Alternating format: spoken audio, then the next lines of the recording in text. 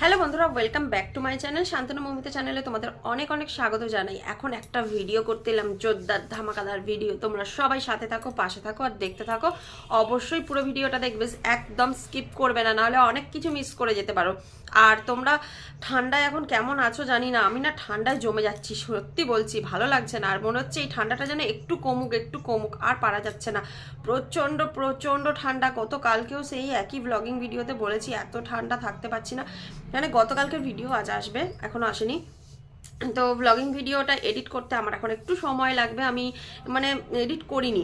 তো তার আগে ভাবলাম একটা কন্ট্রোভার্সি ভিডিও আমি করি, তোমরা চলো দেখতে থাকো। গতকাল আমাদের ঘোড়ামুখী ডায়েরির একটা ভিডিও দেখলাম, যথারীতি সবাইকে চমকাচ্ছে, ধমকাচ্ছে।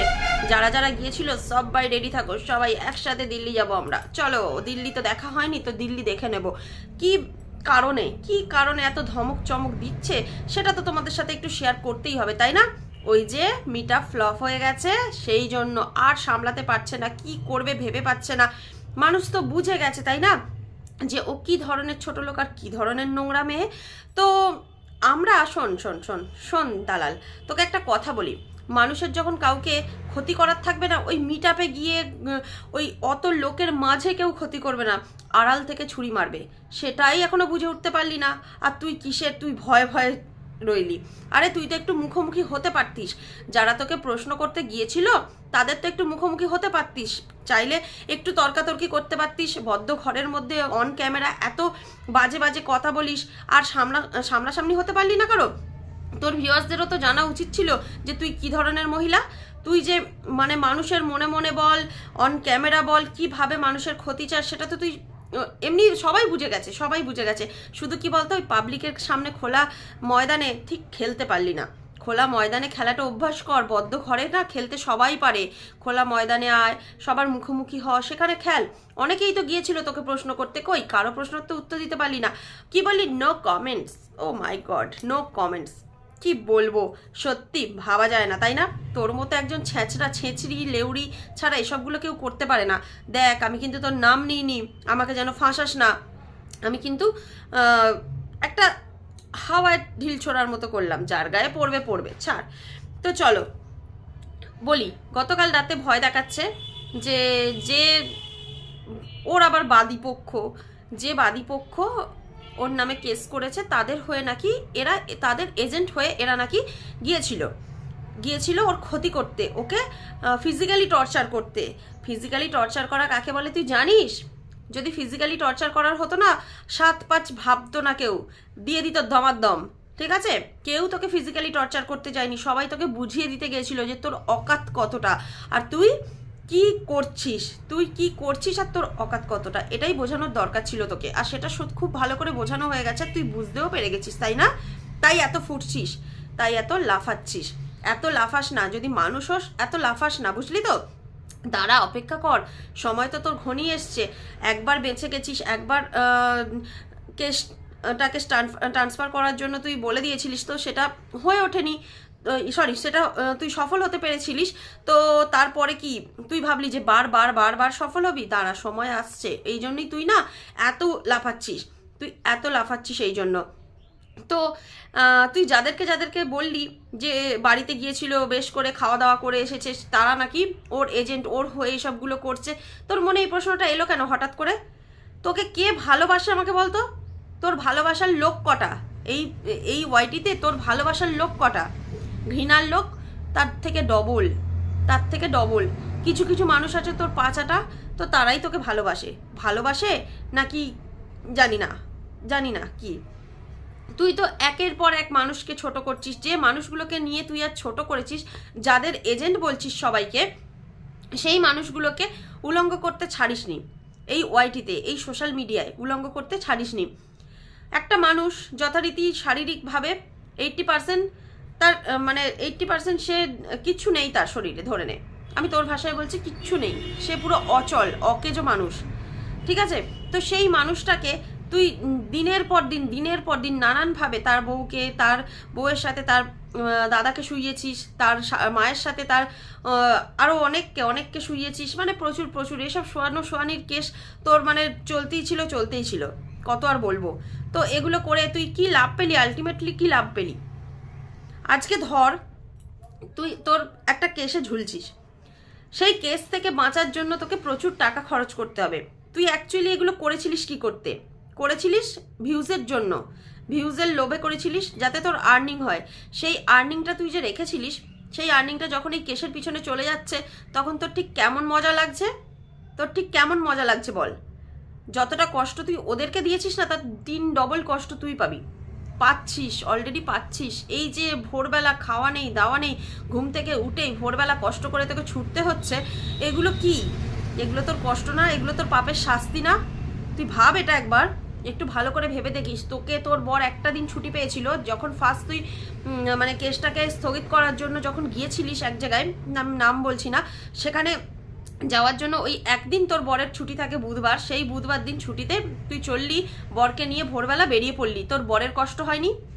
সে শাস্তি পায়নি? সে তো একটা দিন, দেখো সারাটা দিন সপ্তাহ খাটাখাটনি করার পরে যখন একটা বাড়ির পুরুষ মানুষের ছুটি থাকে একটা দিন, সপ্তাহে একটা দিন ছুটি থাকে, তখন সে ভাবে বাড়িতে থাকবো, একটু রেস্ট নেব, একটু বাজারঘাট করব, করে ভালো মন্দ খাওয়া দাওয়া করব, করে বাড়িতেই থাকবো, বাড়িতেই টাইম স্পেন্ড করব। কি কারো বন্ধু বান্ধব থাকলে কি সে একবার বন্ধু বান্ধবের সঙ্গে দেখা করে এলো, একটু গল্প গুজব করলো, মোটামুটি সে ফ্রি থাকতে চায়, ফ্রি থাকতে চায়। সেদিন আর কাজের কোনো ঝক্কি মাথায় নিতে চায় না।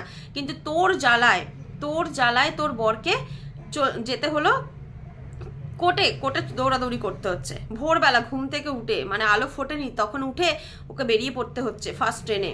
তাহলে চিন্তা কর যে তুই কিভাবে জ্বলিয়েছিস। আর সেই কারণেই তোর বর তোর উপরে তিতি বিরক্ত হয়ে গিয়েছিল, যার জন্য তোর সঙ্গে ভালো করে কথা বলছিল না, ক্যামেরা ফ্রেন্ডলি হতে চাইছিল না, ক্যামেরার সামনে আসতে চাইছিল না। সেইটাকে ইস্যু করেও তুই ভিউজ কামালি, সেটাকে ইস্যু করেও ভিউজ কামিয়েছিস, অনেক ভিউজ কামিয়েছিস। আর সেই জন্যই আজ তোর এই ব্লগিং চ্যানেলটাতে পপুলারিটি বেড়েছে।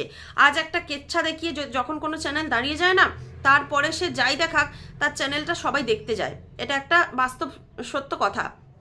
তো সেরকমই তোর চ্যানেলটারও ওই কেচ্ছা ভিত্তি করে করে পপুলারিটি বাড়িয়ে তুলেছিলিস, শুধুমাত্র ওই কেশ কাবারি নিয়ে। তারপর তোর বরের কেচ্ছা তো দেখিয়েছিস, বরের সাথে তোর শ্বশুর শাশুড়ি তো আছেই, ওগুলো তো ফ্রি, ওগুলোর কেচ্ছা নিয়ে আর কি বলবো। ওরা ওদের মতো থাকে, তুই তোর মতো থাকিস, সেটা আলাদা বিষয়, ওটা নিয়ে কোনো কথা বলছি না। তাহলে চিন্তা কর তুই একটা মানুষকে কিভাবে জ্বালাস। আমি তোর বরকে সত্যি দোষ দিই না, বিশ্বাস কর। আমি মানে এই ওয়াইটিতে আমি অনেক হাজব্যান্ড দেখেছি, অনেকের হাজব্যান্ড দেখেছি, কিন্তু তোর হাজব্যান্ড সত্যি একটা আলাদা রকম মানুষ, একদম আলাদা রকম মানুষ। আমরা যাকে ভেরু দাদা বলি না, ঠিক অ্যাকচুয়ালি ভেরু বলা চলে না, তোর ভেরু, অ্যাকচুয়ালি তোর ভেরু হয়ে আছে। যেহেতু তোকে হয়তো ভালোবাসে তাই তোর দোষটাকেও দোষ হিসাবে দেখছে না, এটা তার ফল্ট। কি করবে, সংসারটাকে বাঁচাতে হবে তো, সেই কারণে। আর ওই মানুষটা যথেষ্ট ভদ্র, আমি কারোর হয়ে কথা বলতে পারি না। আমি যেটা দেখ, তোকে সাপোর্ট করি না বলে যে তোর বরকেও খারাপ বলবো এটা নয়। ওই মানুষটা সত্যি সৎ একটা মানুষ, সৎ মানুষ। আর একটা কথা কি, শিক্ষিত, ও আসল শিক্ষায় শিক্ষিত। শিক্ষিত তো তুইও, শিক্ষিত মানে তুইও তো লেখাপড়া করেছিস, সে তুই যেভাবেই করিস। তো সেখানে ও হচ্ছে আসল শিক্ষায় শিক্ষিত, যার জন্য না ওর মানে ভাবনা চিন্তা ব্যবহার আচার সবটা আলাদা। তোর আলাদা, তোর আর এক রকম। তুই হচ্ছিস ওই যে তোকে যা যা নামে ডাকা হয়, ডাইনি, লোটে শুটকি, খোঁড়ামুখি, দালাল, অল টোটাল তুই। ঠিক আছে, তোকে এগুলো বলতে আমার এতটুকু মুখে বাঁধে না, কেননা তুই এগুলো শোনার যোগ্য। তুই একটার পর একটা সংসার ভেঙে চলেছিস, কি করে তোর শান্তি থাকবে জীবনে?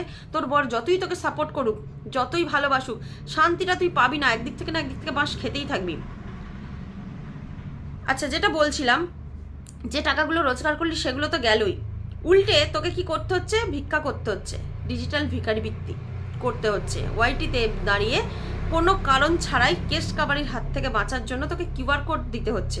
আর সেই কিউআর কোডে যারা টাকাগুলো তোকে দিচ্ছে সেগুলোকে বলে ভিক্ষাবৃত্তি করা। কি লাভটা পেলি বলতো? আলটিমেটলি কোনো লাভ হয়েছে? কোনো লাভ হয়নি। মানুষের ক্ষতি করে কখনো কারোর ভালো হয়নি, আর হবেও না, তোরও হবে না।